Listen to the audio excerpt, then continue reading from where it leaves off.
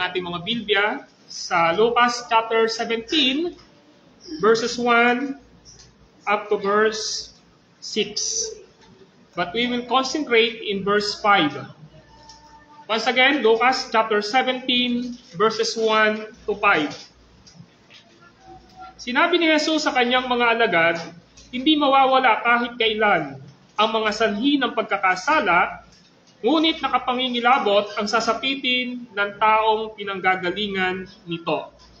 Mabuti pa sa kanya ang bitinan ng isang malaking gilingang bato sa lieg at itapon sa dagat kaysa maging sanhi ng pagkakasala ng isa sa maliliit na ito. Kaya't mag-ingat kayo. Kung magkasala ang kapatid mo, pagsabihan mo, at kung siya'y magsisi, patawarin mo. Kung makapito siyang nagkasala sa iyo sa maghapon, at makapito ring lumapit sa iyo at magsabing, nagsisisi ako, patawarin mo. Sinabi ng mga apostol sa Panginoon, dagdagan po ninyo ang aming pananalig o pananampalataya sa Diyos. Tumugon ang Panginoon, kung maging sinlakiman lamang ng butil ng mustasa ang inyong pananalig sa Diyos, masasabi ninyo sa puno ng sikomorong ito, mabunot ka at matanim sa dagat at tatalima ito sa inyo.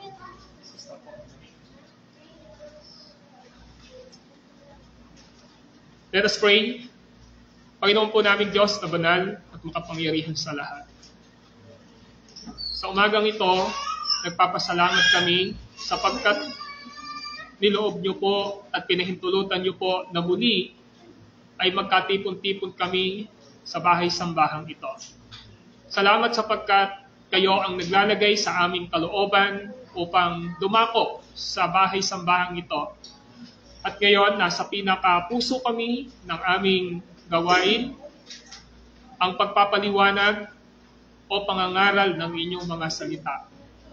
Ang dalangin ko po, Panginoong Diyos, ang banal mong Espiritu ang siyang magbukas ng aming mga espiritual na pandinig at ang aming mga espiritual na puso at kalooban ay makaunawa sa lahat ng mga salita nyo na aming matatanggap at maririnig ngayon. Tulungan niyo po na sa pamamagitan ng mga aral na ito ay higit naming maunawaan ang inyong dakilang kalooban sa aming mga buhay. Lalong-lalo na po, Panginoong Diyos, sa aming pananampalataya sa inyo. Hayaan niyo po, Panginoong Diyos, na sabihin namin ipapasakop, ipapailalim namin ang aming mga sarili sa authority ng inyong mga salita na siyang aming matatanggap sa umagang ito. At nawa sa pamamagitan nito ay magkakaroon ng pagbabago o reformation sa aming pong mga buhay. At sa taong 2025 na ito ay masigit na dadagdagan nyo, palalaguin ninyo ang aming relationship o pananampalataya namin sa inyo sa pamamagitan ni Kristo at laging ahayaan na ang banal na Espiritu ang siyang gumawa sa aming mga buhay. Maraming salamat po. This is our prayer in Christ's name. Amen and amen. Marami pong usapin patungkol sa pananampalataya. Maraming nagtuturo dito, especially sa Lucas chapter 17, verse 5, na yung tinatawag na hyperfaith. Kapag narinig nyo yung salitang hyperfaith, ito yung parang kailangang mataas at malakas na pananampalataya. At dito nagsimula ang paniniwala na kung ano ang kinukontes mo, yon ang matatanggap mo. Subalit, dapat nating maintindihan na sa usapin ng sovereignty ng ating Panginoong Diyos, ang pananampalataya natin ay lagi po itong nakailalim sa kapangyarihan, sa karunungan, o sa tinatawag na kalooban ng Diyos sa ating mga buhay. Kung kaya't itong ating binasa na passage na ito, especially sa Lucas chapter 17, verse 5, ay meron po tayong sermon title na Panginoon, dagdagan mo ang pananampalataya namin. Once again, Panginoon, dagdagan mo ang pananampalataya namin. By way of my introduction, ay ganito. Ano ang higit na gusto mo? This is my question. Ano ang higit na gusto mo? Pag-isipan mo ang mga tanong na iyan. Ito ba'y kayamanan, karangalan, kagandahan, katalahinuhan, kasiyahan, mga damit, mga laruan, mga pagkain, o paglilibang? Hindi naman masama ang mga iyan para sa atin na mga anak ng Diyos. Subalit, ang lahat ng mga iyan ay pangalawa lamang. Ano ang mahalaga sa atin? Ano ang dapat na gusto natin? Dapat maintindihan natin at naranasan natin na tayo ay pinanganak mula sa ikataasan. We are born from above. And this is coming from Genesis chapter 3 na sinabi ng ating Panginoong Jesucristo, kailangan mong ipanganak na muli. So ang kailangan ng isang tao ay ang karanasan ng gawa ng Diyos sa kanyang buhay. At ito ay walang iba, kundi ang kapanganakang ibinigay ng Diyos sa Kanya o kapanganakang mula sa kaitaasan. Ito ang sagot natin na mga anak ng Diyos. At ang sagot natin kapag na-experience natin ang kapanganakang espiritual ay ito. Pananampalataya, Panginoon. Dagdagan mo ang aking pananampalataya. Once again, this is our cry of battle. At sasabihin natin, Panginoon, pananampalataya. Panginoon, dagdagan mo ang aking pananampalataya. Ang pananampalataya ay ang paikipag-isa kay Jesucristo. Ito ay espiritual na tali kung paano tayo sa katunayan ay nakakabit mismo kay Kristo. Tayo sa gayon ay puspos ng pagkaunawa at katiyakan. Tayo na mga anak ng Diyos ay nagnanais na higit pang pananampalataya sa taong 2025. Ito ba yung desire ng puso natin? Ito ba yung ninanais natin? Itong taong 2025 na ito? Tunay ba iyan sa iyo ngayon, mga kapatid? Iyan ba ang taos-puso mong pangangailangan at naisin? Nararamdaman mo bang mahalaga na madagdagan ang iyong pananampalataya? Mula ngayon at sa darating pang panahon?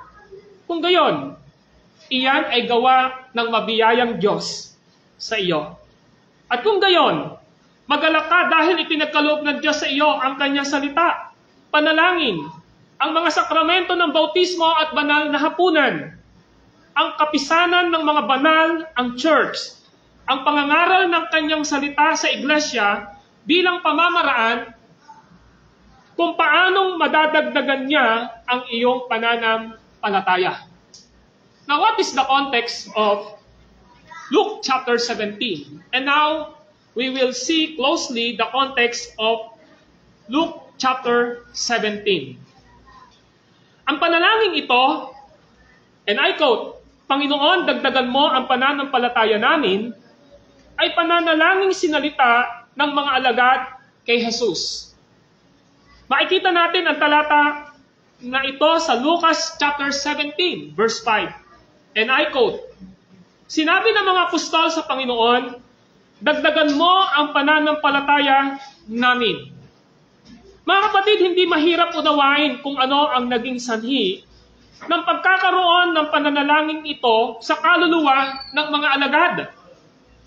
Kung babasahin mo ang Ebanghelyo ayon sa Lucas, dito sa 17 kapitulo, makikita mo na ang mga alagad ay nasa ilalim ng tuloy-tuloy na daloy ng aral ng Panginoon. At dito makikita natin na tinalakay ni Jesus Christ saan ba nanggagaling ang pagkakasala. Ano ba ang nagiging sanhi ng pagkakasala? Kaya nga kagagaling lamang nila mula sa panahon ng masiyasat, malalim na mga aral mula sa Panginoon. Si Jesus ay nagsalita sa mga talinghaga at mga alitimpunin ng walang hanggang katotohanan ng kaharian ng Diyos. Ang magkakasunod na mabibigat na aralin mula sa mga labi ng Panginoong Hesukristo ay tumutusok sa kanilang mga puso, sa kanilang pagsailalim sa tindi ng salita ng Diyos. Isang kaisipan ang pumailang lang. Sino ang sapat sa mga bagay na ito? Why? Ang sabi niya rito, if you are genuine Christian and you are belong to the kingdom of God or sa church, kapag ka may nagkasala sa iyo ng mabibigat, ang sabi rito ay ilang ibayo mo siyang papatawarin.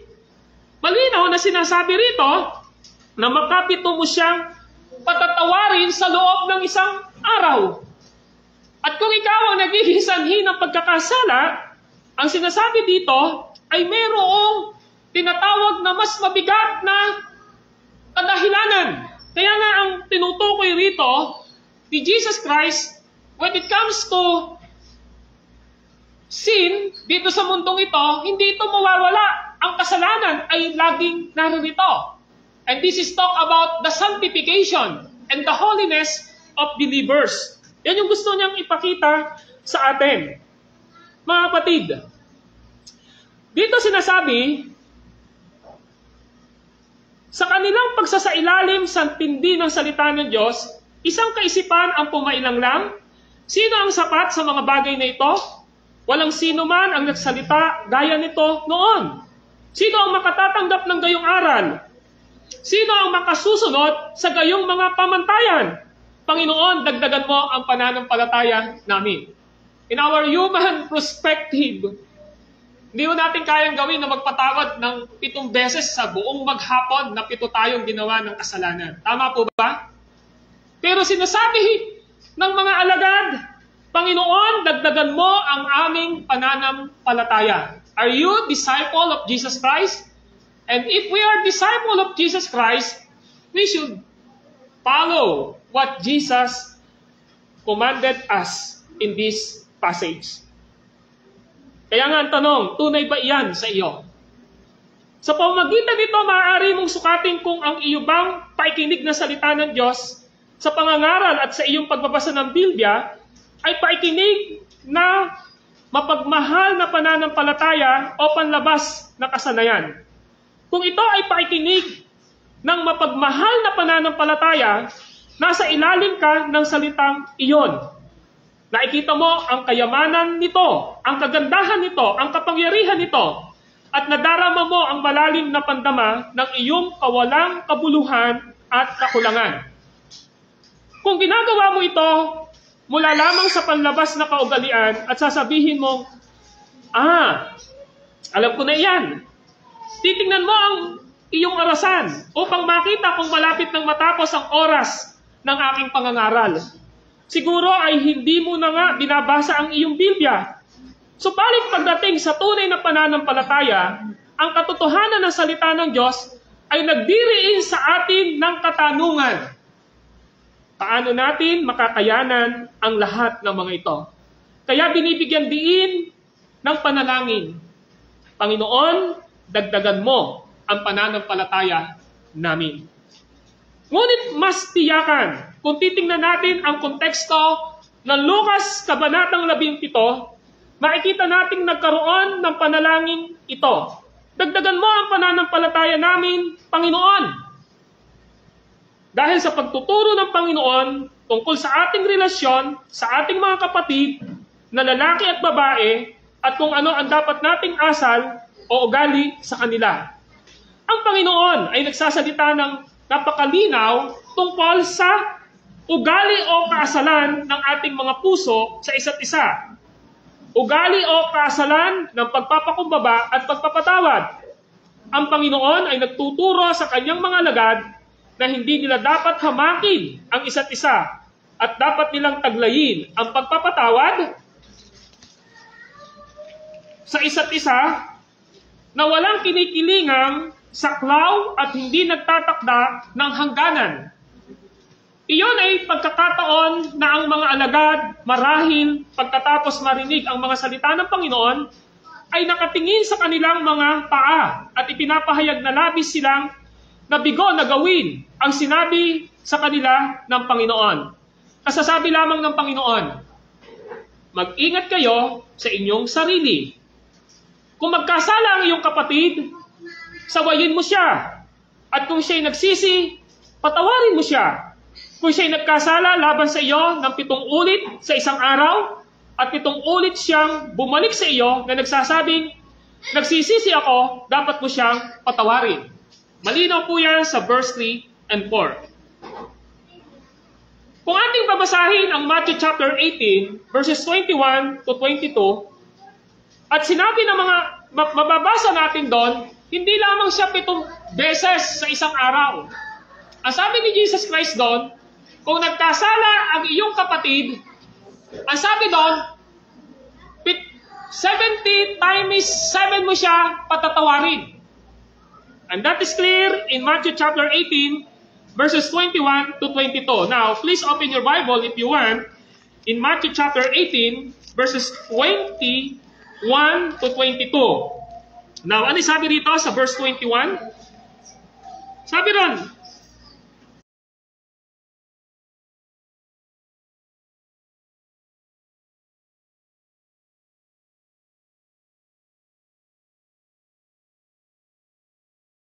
lumapit noon si Pedro at nagtanong sa kanya, Panginoon, makailang kong patatawarin ang aking kapatid na paulit-ulit na nagkasala sa akin? Makapito po ba? Naalala niyo sa Luke 17? Sabi niya, kung nagkasala ang kapatid mo sa iyo sa loob ng maghapon ng 7 beses, 7 beses mo siyang patatawarin. Tama po ba?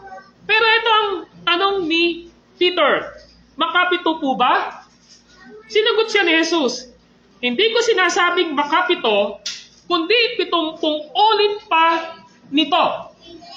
That's why 70 times 7 equals 420 times. Tama po ba ang computation ko? 7 times 70. 420 times mo siyang patatawarin. Sabi niya, kung nagkaroon ng pagkakasala ang kapatid mo sa loob ng isang araw, ng 7 beses, pero 70 times 7, yun yung iyong patatawarin. Kaya po ba natin yun? In other words, wala pong limitation ang pagpapatawad natin sa tao nagkasala sa atin. Kaya mga kapatid, baka meron pang reservation sa puso natin na may mga tao pa tayo na sa tingin natin ay nakagawa ng kasalanan sa atin pero kinikimkim pa natin ito. And this is the time, this is the highest time na dapat nating maintindihan na as long as sinasabi mo kay Lord na Lord, dagdagan mo ang aking pananampalataya upang itong pagpapatawad na ito ay aking maranasan, the Lord is willing to give you strength upang mapatawad mo yung tao na nagkamali sa iyo. At sinabi ng mga apostol sa aking pagpatuloy, at sinabi ng mga apostol sa Panginoon, dagdagan mo ang pananampalataya namin. Kasi ang pinakamahirap sa lahat magpatawad Tama po ba? Yan ang pinakamahirap sa lahat, ang magpatawad. Amen? Pero just imagine, how Jesus forgave us. He died on the cross of Calvary. He offered Himself para sa ating mga kasalanan. Dapat nga hindi tayo karapat-dapat patawarin, di ba? Mauunawaan natin kung bakit dinala ng mga alagad ang kahilingang ito, hindi ba? Napakadalas nating dapat ipahayag na hindi natin ipinapakita ang kahandaang magpatawad, ang pagpapakumbaba sa isa't isa. Kaya, yamang nakikita natin ang ating kakulangan, ang ating kabiguan sa harap ng mga hinihingi ng ating tagapagligtas na si Kristo, humihiling tayo kasama ng mga alagad. Panginoon, dagdagan mo ang pananampalataya namin. Number 1, ang dapat na panalangin mo ngayon 2025, Panginoon, dagdagan mo ang pananampalataya namin. Ito po ba ang nasa puso nyo ngayon 2025? At sinasabi mo ba sa Panginoon, Lord, dagdagan mo ang pananampalataya namin. Iyan ay napakahalagang panalangin. Mayroong panukat sa iyong buhay panalangin. Dinadala mo ba sa Diyos ang kahilingang iyan, palagian? Panginoon, dagdagan mo ang pananampalataya namin. Pansinin na binabasa natin at sinabi ng mga apostol sa Panginoon, dagdagan mo ang pananampalataya namin. Ano ba ang mga apostol? Ngayon, inaasahan nating sinabi sana itong mga alagad. Alang iniisip natin, this is intended for the apostle and this is not intended for the disciple. Now, tingnan natin mabuti. Pero ang sabi ay mga apostol. Ang mga apostol ay tumutukoy sa 12 ng Panginoon bilang mga isinugo. Paglaon, and later on, sa pamamagitan nila, ang pundasyon ng Iglesia ni Cristo ay ilalagay. Kaya ang mga apostol na siyang mga kinatawan ng Iglesia o representative of the church, o masasabi natin ang mga apostol bilang mga kinatawan ng mga alagad sa kanilang pinakamagaling na katayuan. Sila sa kanilang pinakamagaling ay nalalaman ang dakila nila pangangailangan na mapalakas ang kanilang pananampalataya. Alam niyo, mga apostol na po ito Pero bakit ganito pa rin ang kanilang prayers? Na Panginoon, dagdagan mo ang aking pananampalataya. In compare sa atin po, di po ba? Sila literally, kasama nila ang Diyos, ang ating Panginoon. Kung gano'n sila, dapat mas higit nating sinasabi ngayon sa atin, Lord, dagdagan mo ang aking pananampalataya.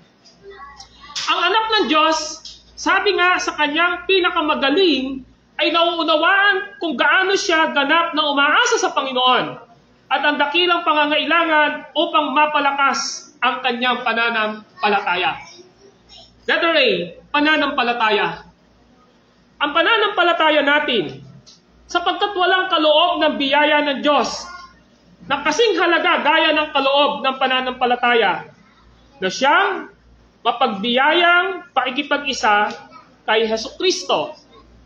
Ipinagkaloob sa atin ng Diyos ang mga kaloob ng kanyang pag-ibig at kahabagan. Ipinagkaloob niya sa atin ang pag-asa at pagtitiyaga at kagalakan. Subalit ang ugat ng lahat ng mga bagay na ito ay pananampalataya.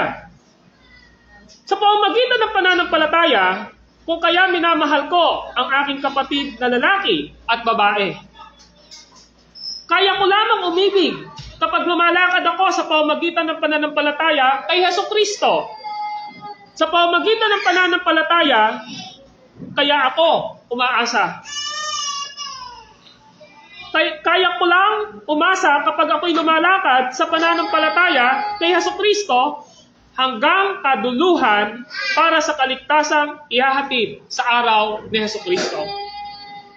Maaari lamang tayong maging matyaga sa pamamagitan ng pananampalataya sa ilalim ng maraming pagsubok.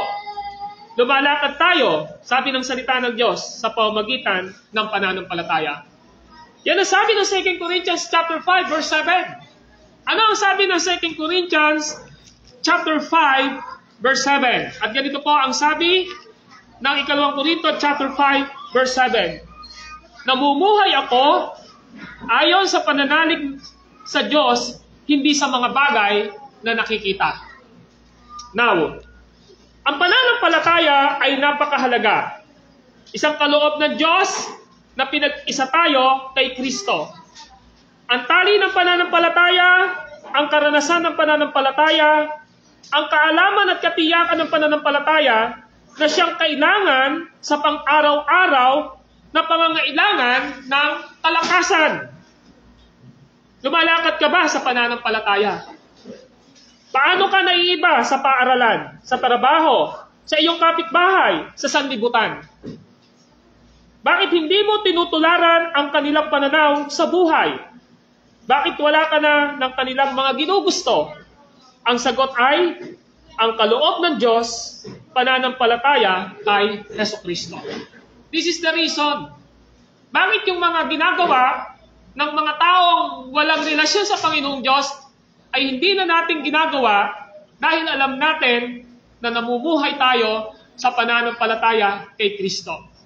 Bakit kakaiba ka kaysa sa iyong classmate?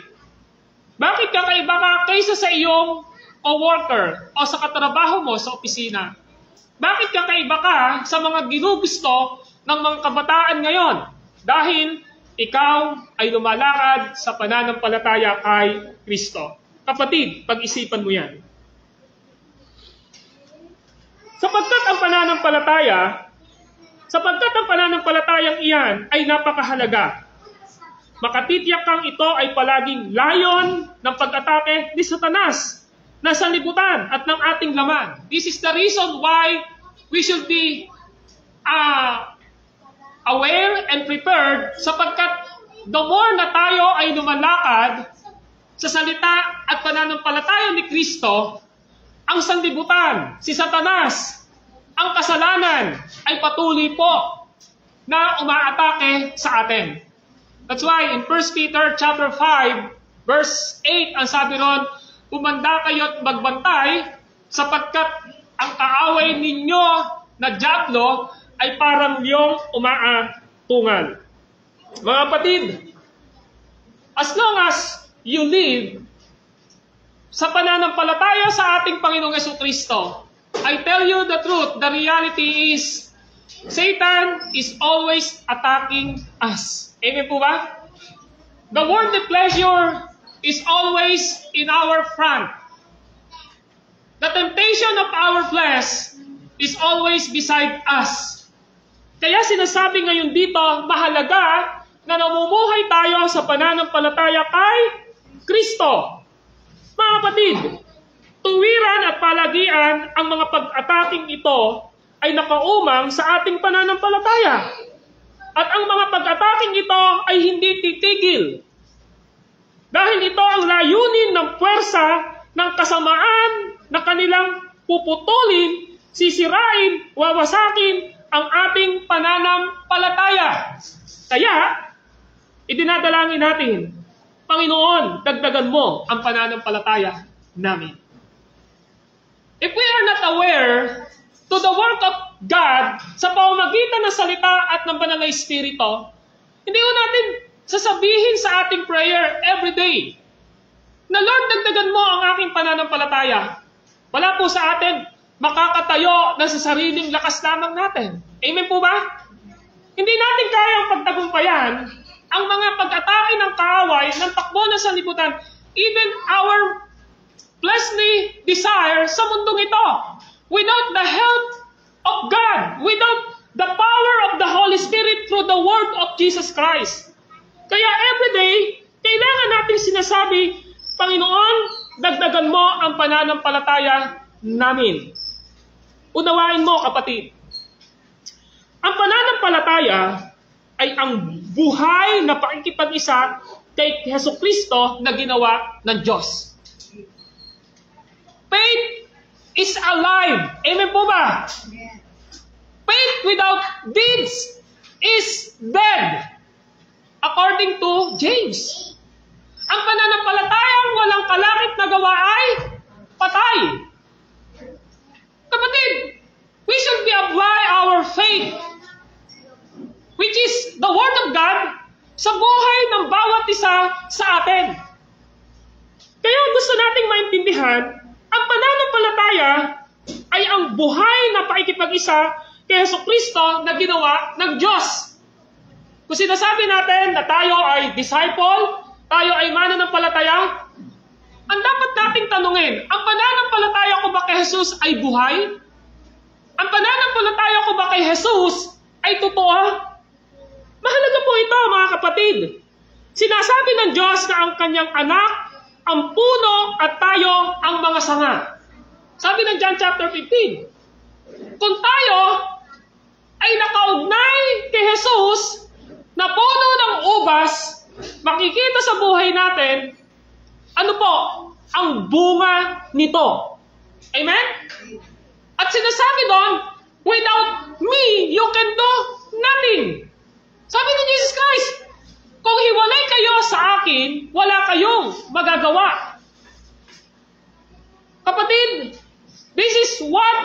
genuine believer's character and nature, na mayroong nagiging bunga sa kanya.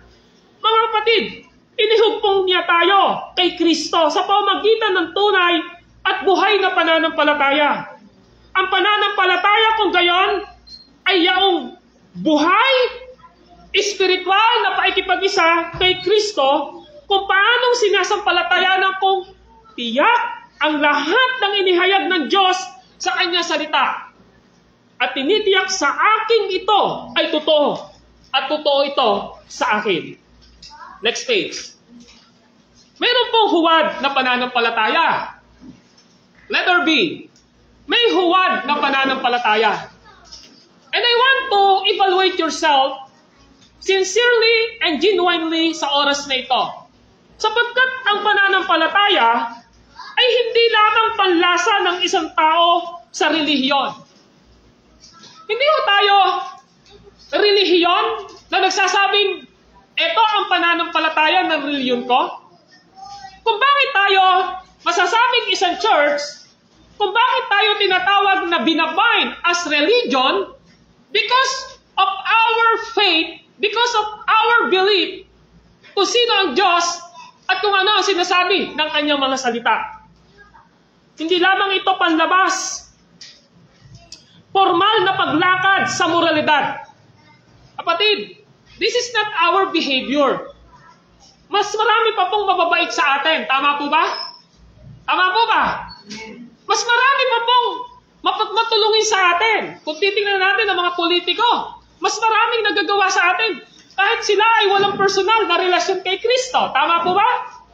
Marami tayong kasama, kaibigan, na mas mababait pa minsan sa atin. In other words, our faith is not values, our faith is not morality, but our faith is our relationship with Jesus Christ. Kaya nga mga kapatid, hindi lamang ang pananampalataya na parang panlabas. Hindi lamang ang pananampalataya ay isang formal na paglakad sa moralidad. Iyan ang uri ng pananampalatayang bantog sa sanlibutan. At iyan ang uri ng pananampalatayang itinataguyod ng dyablo. Panlabas lamang na paikisama sa Kristiyanong relihiyon. Panlabas lamang na paglakad kay Kristo. Ito ang uri ng pananampalataya na hindi makatatagal sa kalungkutan. Kung ang ating pong behavior ay nakabase lamang po sa magiging perception o pananaw ng mga tao sa atin, at dito nanggagaling sa ating paikipagrelasyon kay Kristo sa pamamagitan ng kanyang salita at banal na Espiritu, I tell you the truth, hindi ka makakapagpatuloy sa pananampalataya mo sa Lord. Hindi ka makakapagpatuloy ng iyong accountability and responsibility as a fruit of your salvation when it comes to your responsibility to our church. Malinaw po yan. Kaya nga ho, ito ang uri ng pananampalataya na nagiging singaw sa kamatayan.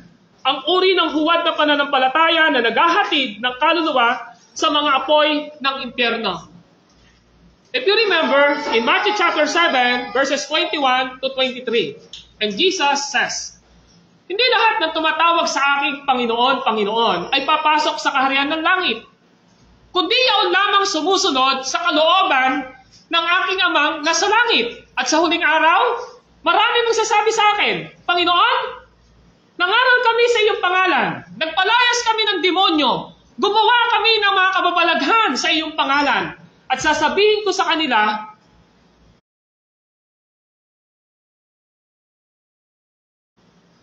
mga mapaggawa ng masama, hindi ko kayo kilala, itapon sa lawang apoy.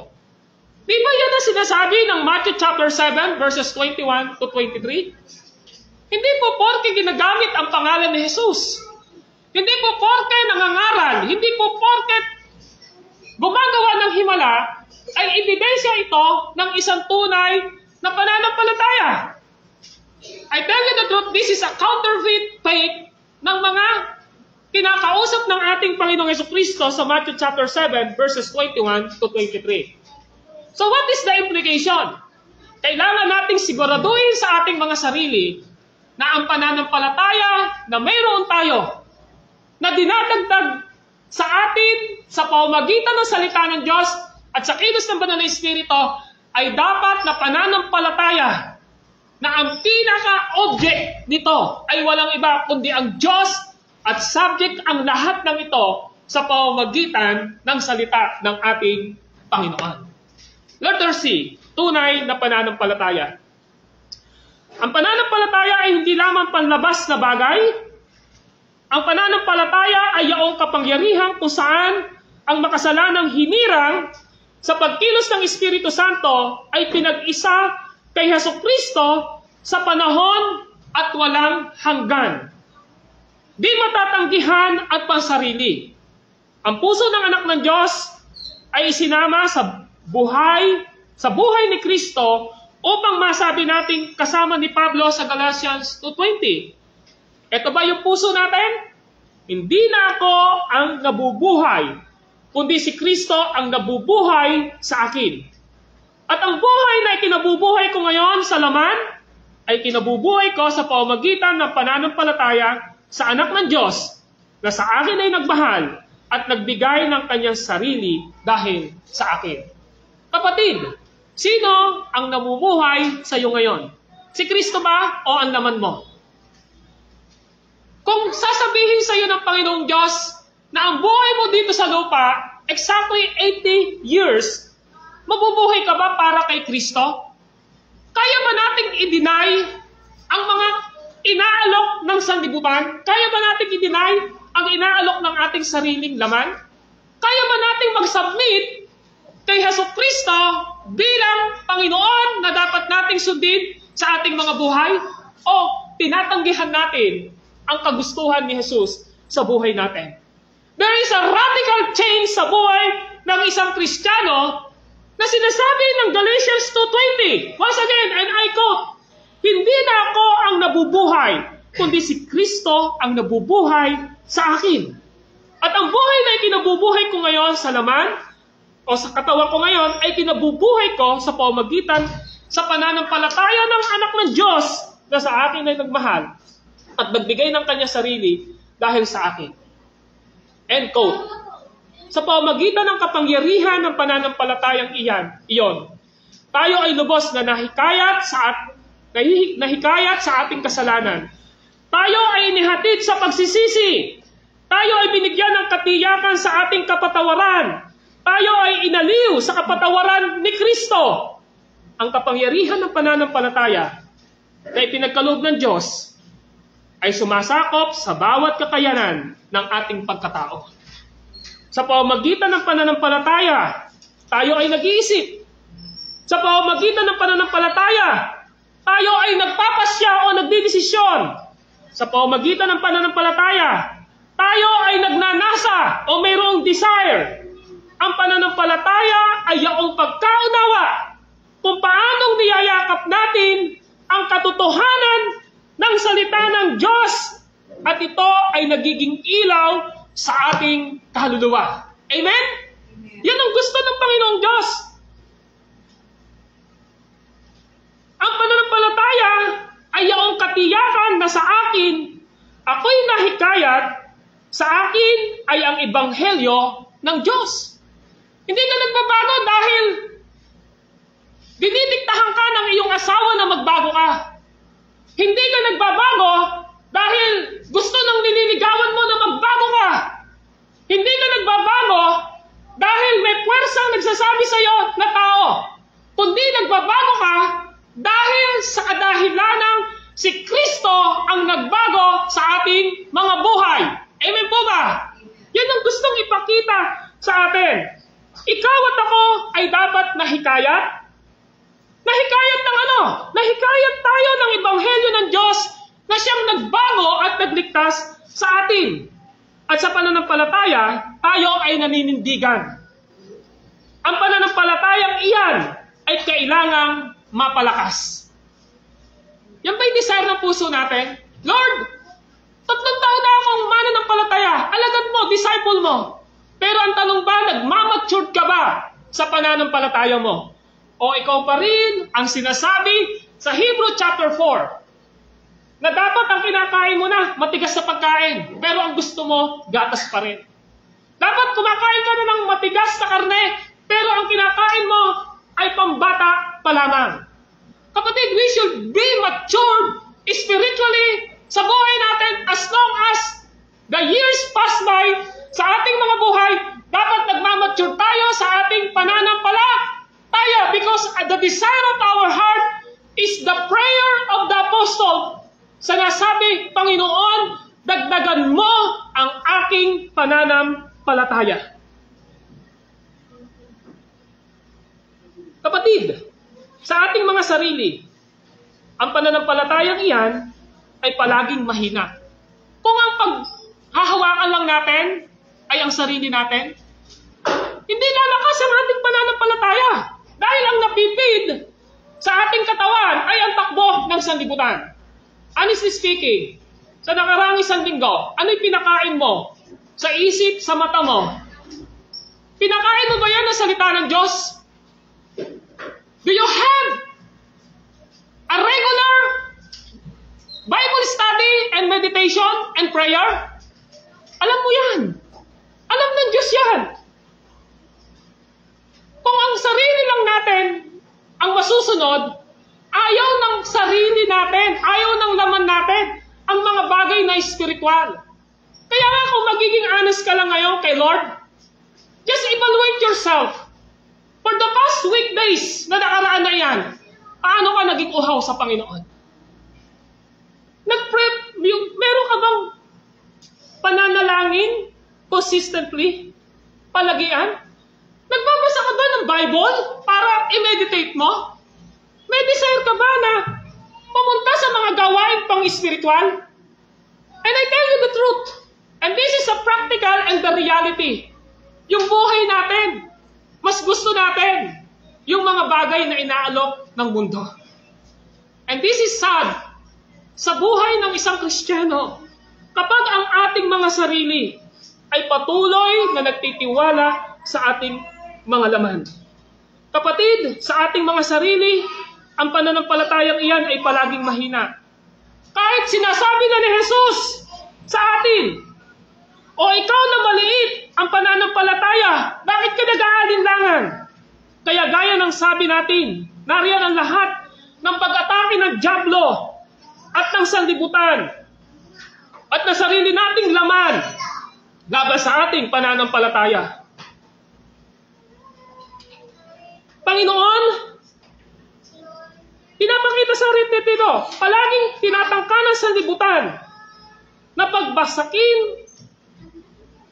palaging tinatangka ng sanlibutan na pabagsakin kung maaari ang pananampalataya ng mga hinirang ng Diyos. Ano ang katayuan ng iyong pananampalataya ngayon? Ito ba ay buhay at pasigla? Kapatid, ano ang katayuan ng pananampalataya mo ngayon?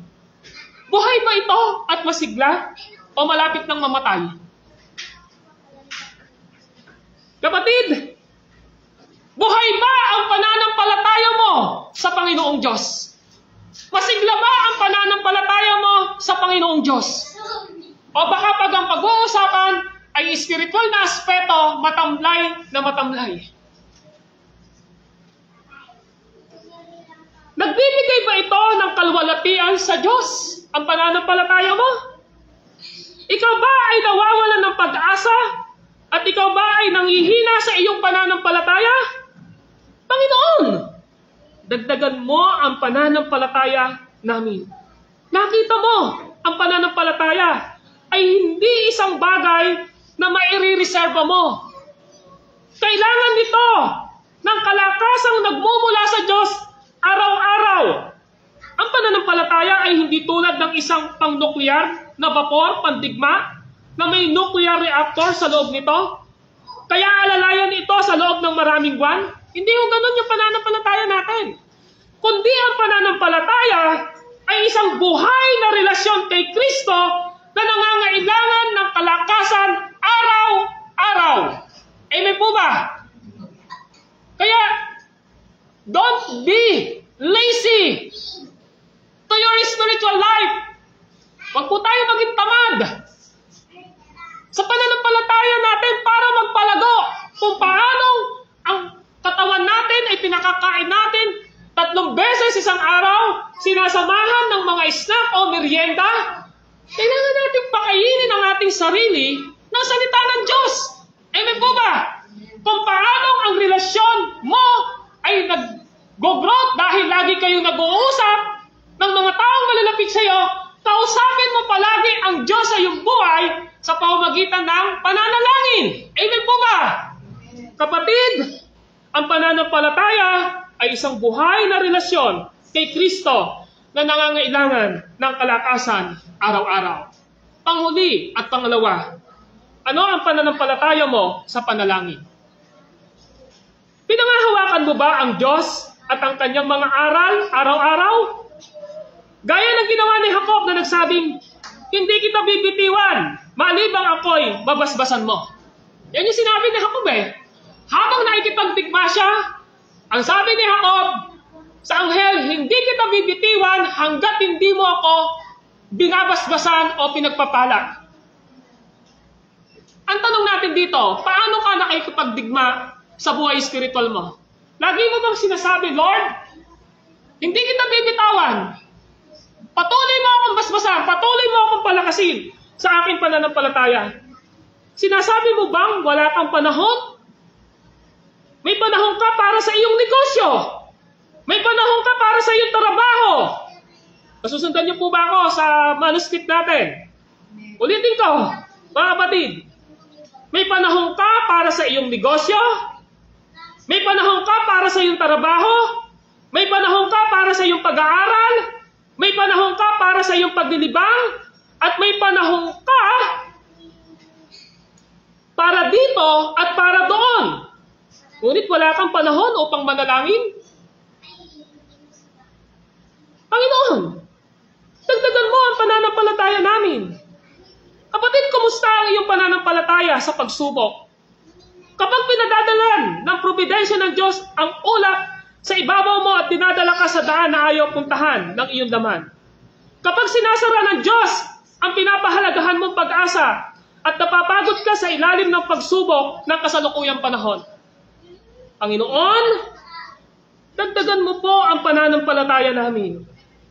Sabihin mo ang tungkol sa pananampalataya mo habang nasa harap ka ng mga tukso, habang nasa panahon ka ng mga tukso, kapag tinatawag ka upang ipako ang iyong laman at layuan ang mga tuksong iyon, at ang pagkakasalang bumibitag sa sarili mo mang sangkap, at sabihin mo, Panginoon, dagdagan mo ang aking pananampalataya. Letter A.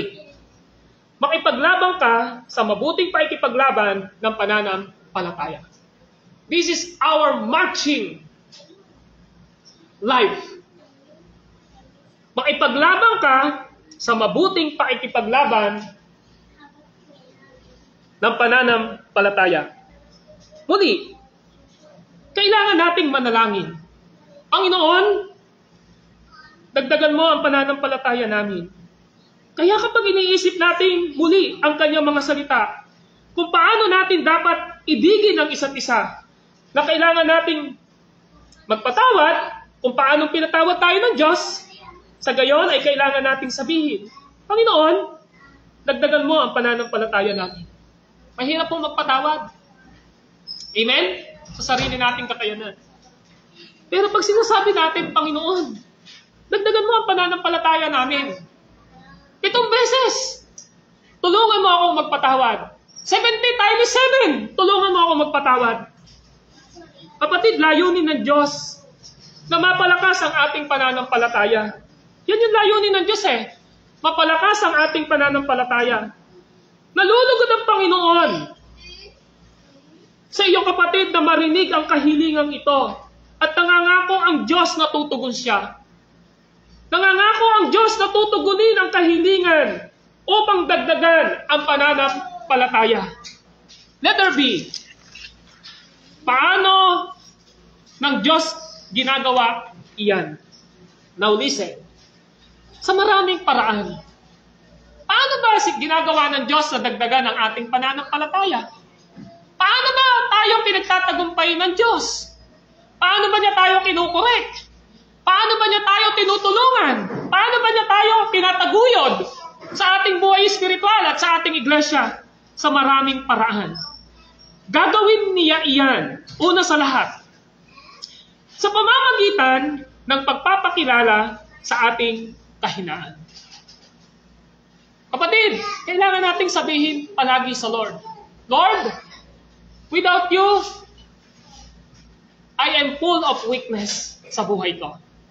Meron bang perfecto rito na magsasabing, Lord, wala na akong kahinaan eh. Wala akong magsasabi, lahat tayo may kahinaan. Tama po ba? Amen po ba? Lahat tayo masasabi natin, Lord, marami po akong kahinaan. Marami po akong weakness, privately and publicly. Pero alam mo po ba, kapatid, ginagawa ng Panginoong Diyos yan. Sa pamamagitan na sinasabi niya sa iyo, kung wala ang tulong ko, ang kahinaan ay darating sa iyo. Kung paano kailangan natin kumain ng 3 times a day ng meal para mabuhay tayo at uminom tayo, kailangan natin ng biyaya at kilos ng Diyos upang lumakas tayo sa ating pananampalataya. Kapag hinihingi mo sa Diyos na palakasin ang iyong pananampalataya kung gayon, makatityak ka na akayin ka niya bilang tugon sa iyong panalangin. Upang makita mo kung gaano kaliit ang iyong pananampalataya at ang kahinaan ng iyong pananampalataya. Ipapakita niya sa iyo ang iyong mga kasalanan. Nakita niyo, kahinaan, pinapakita ng Diyos. Pinapakita din niya sa atin ang ating mga kasalanang nagagawa o kasalanang hinaharap. May sinasaisip ka bang sama ng loob sa iyong kapatid? May pagsang-ayon ka ba sa takbo ng sanlibutan? Ikinakahiya mo ba si Kristo sa harap ng sanlibutan o ng iyong mga kaibigan? Ikaw ba ay lumilibang sa iyong pagsamba, pagbubulay-bulay sa salita ng Diyos at panalangin? Kaya una sa lahat, ipapakilala sa atin ng Diyos ang ating mga kahinaan. Ngunit higit pa, kapag nananalangin tayo, Panginoon, dagdagan mo ang pananampalataya namin. Ang Diyos ay magpapadala din ng mga pagsubok. Amen? We should be prepared sa mga maaaring ipadala ng Diyos na pagsubok sa atin. Dahil sa pamamagitan ng pagsubok, ulitin ko, dahil sa pamamagitan ng pagsubok sa ating pananampalataya, kaya ang pananampalatayang iyon ay lumalakas. Paano mo matetes na ang isang bahay ay matibay sa panahon po ng lindol at sa panahon ng bagyo? Amen? Paano mo masasabi na pinapalakas ka ng Panginoong Diyos? Hindi mo sa panahon na kalmante ang buhay mo, kundi sa panahon na may pagsubok na dumarating sa iyo. Ano ang magiging attitude mo and character mo toward God sa time na may pagsubok ka? Dahil sa pamamagitan ng pagsubok sa ating pananampalataya, kaya ang pananampalatayang iyan ay lumalakas. Ang pananampalataya ay dapat maehersisyo kung paano ang mga kalamnan ng katawan ng tao ay dapat maehersisyo sa mga tuwid. Kapag tayo ay nananalangin, Panginoon, palakasin mo ang pananampalataya namin. Ang Diyos ay nagpapadala ng mga pagsubok kung paano ang pananampalataya ay maehersisyo at masubok. Para sasabihin nyo, ang extreme mo naman, Pastor, yung ba talaga? Kapag sinabi ko ba sa Lord, Lord, palakasin niyo po ako sa aking pananampalataya? Meron bang gagamitin ng Lord upang lumutang ang kalakasang ibinibigay niya? Yes. Paano mo malalaman na ang Diyos ay nagpo-provide sa iyong pangangailangan kung hindi mo nararanasan ang kakulangan? Amen po ba? Paano mo malalaman na ang Diyos ay mabiyayang nagpapagaling sa iyo kung hindi ka nagkakaroon ng karamdaman? Paano mo malalaman na pinapasaya ka ng Panginoong Diyos kung walang kalungkutan na dumaraan sa iyo? Paano mo malalaman na hindi ka iniiwan ng Panginoong Diyos ni pinababayaan man kung hindi mo mararanasan na may taong magre-reject o ayaw sumuporta sa iyo? Kapatid, that is the principle of the Word of God. Mayroon pa. Palalakasin ng Diyos ang ating pananampalataya sa pamamagitan ng Kanyang salita. Definitely, ang nagpapalakas sa atin ay ang salita ng Diyos. Lalo na sa pamamagitan ng pangangaral ng salita. Mababasa natin sa Roma chapter 10, verse 17, na ang pananampalataya ay nanggagaling sa pakikinig. At ang pakikinig ay sa pamamagitan ng salita ng Diyos. Ang salita ng Diyos, ang pamamaraan kung paanong nadadagdagan ang pananampalataya. Lalo na kung iyan ay ginagawa sa pamamagitan ng wasto at lubos na paglalahad o pangangaral ng salita ng Diyos. Nananalangin ka bang, Panginoon, dagdagan mo ang aking pananampalataya? Nais mo bang maging matatag sa pananampalataya sa ikaluluwalhati ng Diyos sa iyong buhay? Kung gayon, ikaw ay nasa ilalim ng pangangaral ng salita ng Diyos sa katotohanan nito. Dapat kang nasa iglesia sa araw ng pagsamba, mula Sunday School at Sunday Worship na bahagi ng pagsamba sa araw ng Panginoon. Sa tapat na iglesia, sa araw ng Panginoon upang makinig ng salita ng Diyos na ipinapahayag sa buo nitong kapangyarihan at kagandahan. Mayroon pa. Pinapalakas ng Diyos ang ating pananampalataya sa pamamagitan ng paggawa ng dahilan upang tumingin tayo sa Kanya at sa Kanyang katapatan. Ito'y kapag tayo sa pananampalataya ay tinutungo sa katapatan ng ating Diyos.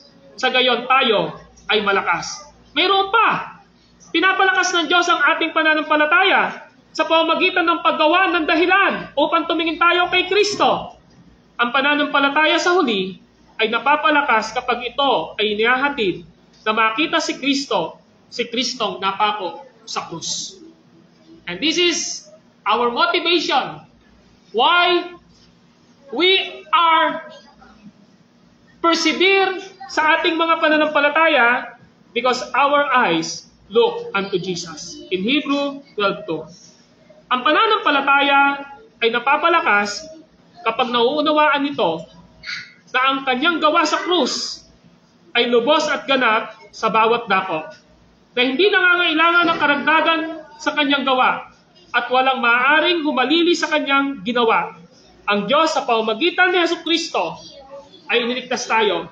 Ang pananampalataya ay napapalakas kapag ito ay nakadirekta kay Kristo at sa Kanya na napako sa krus. Sa gayon, ang pananampalataya ay makatatayo, tumitingin kay Kristo, nakatitiyak sa kaligtasan. Ito ba ang iyong kahilingan? Panginoon, dagdagan mo ang pananampalataya namin. Iyan ba ang nais mo? Iyan ba ang nararamdaman mo kailangan mo sa iyong kaluluwa ngayon? Nagsimula na ang 2025? Muli, iyan ang gagawin ng Diyos sa iyo. Yan ang gawa ng Espiritu Santo. Paano gagawin iyan ng Diyos? Gagawin iyan ng Diyos sa paraan ng pagpapakita sa iyong kahinaan at kasalanan. Sa paraan ng paghahatid sa iyo sa mga pagsubok. Gagawin iyan ng Diyos sa paraan ng Kanyang salita. Pumunta ka sa Kanyang salita. Pumunta ka sa pananalangin. Gagawin iyan ng Diyos, lalo na sa pangangaral ng Kanyang salita. Pumunta ka sa ating iglesia. Pakinggan ang pangangaral ng salita. Pumunta ka sa mga Bible study natin, sa mga prayer meeting natin, at maglingkod ka sa Diyos. Kasama na din ang pagkakaloob ng ikapo at ikaloob. Makinig gaya ng isang nagugutom at nauuhaw sa salita ng Diyos. Ikaw ay lumapit upang ang kanyang pananampalataya ay mapalakas. At mayroon pa. Gagawin niya ng Diyos sa pamamagitan ng pagtuturo sa iyo kay Kristong napako sa krus, ang ganap at sakdal na tagapagligtas na nagpapatawad sa lahat ng pagkakasala ng bayan ng Diyos. Tumingin ka kay Kristo. Sa gayon ay masasabi natin kasama ng mga apostol ang dakilang paghahayag ng pananampalataya. And I quote, "Kilala ko ang aking sinasampalatayanan at ako'y lubos na naniniwalang maiingatan niya ang aking ipinagkatiwala sa kanya hanggang sa araw na iyon." 2 Timothy 1:12. Pagpalain nawa ng Diyos ang mga salitang iyan sa ating mga puso upang mamuhay tayo ngayon 2025 at sa darating na mga panahon o hanggang sa huling hininga ng ating buhay para kay Kristo. For me, to live is Christ, and to die is gain. Para sa akin, si Kristo ang buhay at ang kamatayan ay pakinabang. Pilipos 1:21. Let us pray. Panginoon naming Diyos na banal at makapangyarihan sa lahat, we are thankful sa mga salita nyo na aming narinig, natanggap sa pamamagitan ng pagpapaliwanag nito. Panginoon, dagdagan nyo ang aming pananampalataya. Palakasin nyo, palaguin nyo, patatagin nyo po kami. At laging umaasa na sa pamamagitan ni Jesucristo, ng kanyang banal na Espiritu at kanyang salita, ay patuloy na lalago kami sa aming pananampalataya. Nawa ang lahat ng mga salita nyo na aming narinig ay nagdagdag ng kalakasan at kaalaman sa relasyon at pananampalataya namin sa inyo. At tulungan nyo po na maipamuhay namin ito. Panginoon, alam nyo ang kinakaharap at dinadaanan ng marami sa amin ngayon. At kung ito man ay pagsubok, tukso, kasalanan, at suliranin, dagdagan niyo po ang aming pananampalataya at magtiwala po kami sa inyo. Sapagkat nakatitiyak kami na ang aming mga buhay ay nasa ilalim ng kapangyarihan ng pamamahala ng aming Panginoong Hesus, ng kanyang salita at ng kanyang banal na Espiritu. At kung kami ay magre-rely palagi kay Jesus, meron po kayong gagawin sa amin. Subalit kung kami ay magtitiwala sa aming kakayanan, malinaw ang John chapter 15, kung hiwalay kayo sa akin, wala kayong magagawa. Subalit dahil nakaduktong kami kay Jesus at sinabi ninyo na magkakaroon kami ng bunga at anumang hilingin namin ayon sa kanyang kalooban ay ibibigay niya. At ang hinihingi namin ngayon, dagdagan niyo po ang aming pananampalataya. As we walk and look forward this 2025, Panginoong Diyos, maghari ka po sa buhay namin. At lagi po kaming maging handa sa mga bagay na tinuturo at tinuutos niyo sa amin mula po sa inyong banal na kasulatan, na kapag nilakaran namin ang lahat ng ito, we are more than conqueror through Jesus Christ who is strengthening us. Lord, dagdagan nyo ang aming pananampalataya. Lalong-lalo na ngayong 2025 and beyond. Because all of this, we pray to you, Father God, in the mighty name of Jesus Christ,